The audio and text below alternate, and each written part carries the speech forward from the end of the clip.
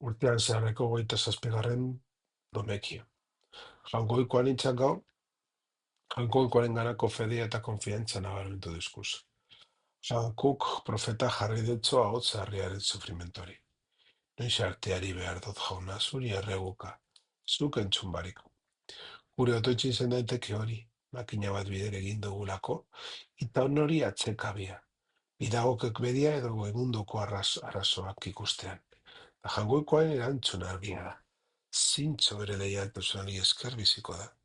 Kontua ez da gauza guztietarako konponbide izatea edo gaurtatzen den guztia kontrolatzea. Jangoikoaren ganako konfiantzak eusten gaitu, naiz eta dana ez ulertu. Evangelioan ikasleak eskari egin dutze Jesusi, gehitu egizu sinesmenak guregan. Gure otoitza da hori be. Jesusik irudi harriagaz erantzuten dau. Sinesmena bazen du mostazazia bezain txikia izan dabe, mendiak mugiduko zeunkiez. Hau da, fedea kopurua ez da garrantzitsuena. Fede hori txikia izan dabe, bizitzara eroatea baino. Egunez egun bizitako fede apalak bizitza aldatu egin leike. Jasotako doea sustatzera deitzen dau San Paulok Timoteo. Giube jaso dugun fedearen doea. Herbada alkarte txiki eta palea, baina hori holan izan dabe, baliotsua da. Izan betzikian eskuto, jangoikoak indarrez jokatzen da. Gure alkartea gitzi garala, pentsa genke, ez dugula bitarteko asko, gure fedea makala da. Baina, gorko itzak adorearen emoten duzku nahikoa da mostazaziaren neurriko fedea. Jolarengan uste osoa badugu, eta bat eginda bizi bagara. Zarek, azara osoko dau itzuraz txikia dana.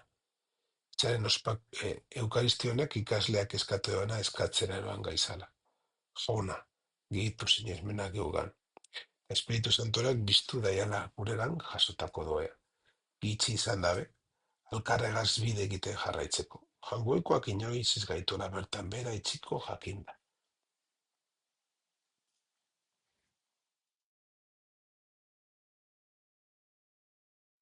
Gure guztidun betikoa, ontasun guztien iturria. Guk merezi du eta uste baino neurria handiagoan, beteten dosuz gure eskarian. Izure gizu guana, zure erruki. Atu gure bihotza bildur guztitik, eta mon eskatzen eta ere ausartzen ez garana. Lehenengo otoitzak hau jangoikoaren maitasunaren erabateko doakatosunaren fedea, otortu zazten da. Gainezka egiten dau, gainditu egiten dauz, bai merezimentuak bai erregutzen diotenean nahiak be. Onkorekiko harremana bera ez da bidezko gizorkez daikegun horretan oinarritzen. Harren euki gainezketan baizik. Otoitza gogora zoten duzku salvazio ez dela kalkuluaren emoitza.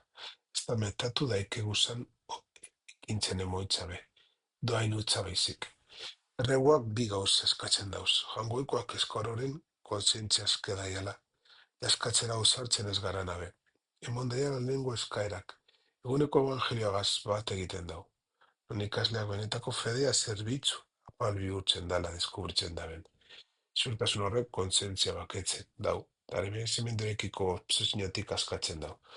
Bigarrenak itxaropenaren dimensio eskatologikoa eta fidagarria edo egiten dut zonotoitza.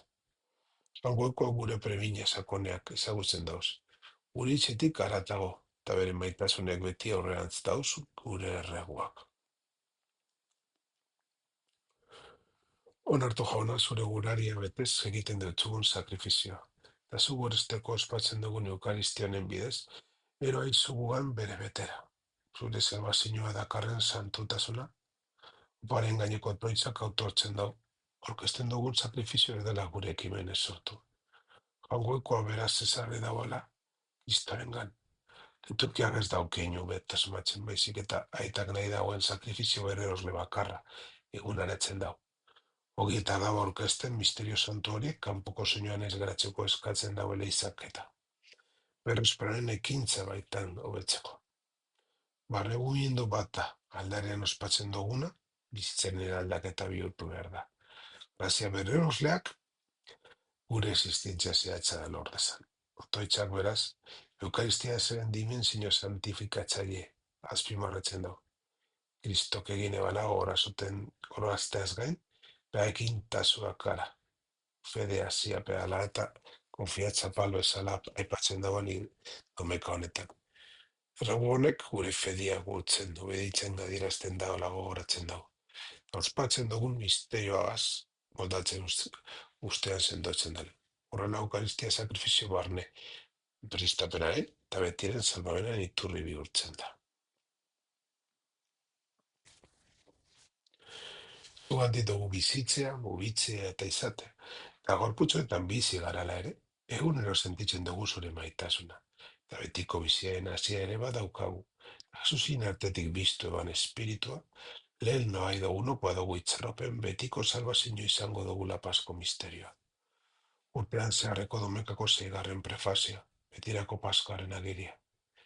Jangoikoak betirako ondasunak emoten duzkuzela, eta espirituaren astapenak duguzela aldarrikatzen dugu prefazioak. Domekanetako liturgian bihotza argitzen dugu. Edie, abapu gengan bizitza bide giza eta evangelioaren gengan ezinezko mobiduteko gaidan hasi gizagi agertzen dara. Betireko paskoaren esperantzaren sartzen gaituen doaiaren txat hartzen da hemen. Bigarren irakurgarrian, gordailu preziadua Espiritu Santoaren indarrakaz agotera onbidatzen da. Indar hori bera prefazioak bizitze barriaren, lehen ditzata ototzen dagoena. Holan liturgia konfientzasko eskola bihurtzen da. Fedea ez da giza alegin utza baizik eta grazia gindutako edentziaz jarrairik ibilarazten gaituena. Salmoaren gaur egun deia ez da bihotza gogortzea. Eukaristian dugun itxaropenean elikatzen jarraitzen dagoen, jangoikoen ahotsa entzute baino. Honelan, zegarren prefazioak mezain otoitzeren erregua jasutzen dago. Gure fedia hasi dedila.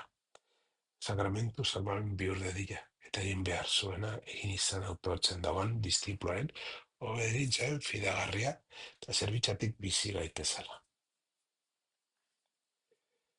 Jainkoa guztiun, sakramentu honetan parte hartzeak hasitu da hila da, zu asko dugun gozegarria. Eta eraldutu gaizala hartu dugun horretan.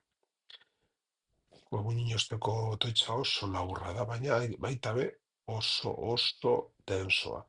Santo egin gaizala, eta betiko bizitzaren eroan gaizala. Eskatzen dau. Lehenengo eta behin eukaristian eraginkortasunaren aldatzari autotzen dau. Lika gai espirituala ez santifikazio iturria dabe.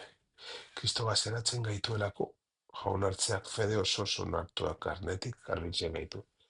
Eta jainkozko bizitzaren partaide egiten.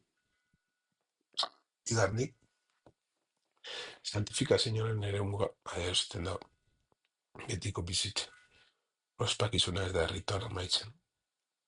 Baizik eta agindutako betetasunera bideratzen dago existentzia osoa.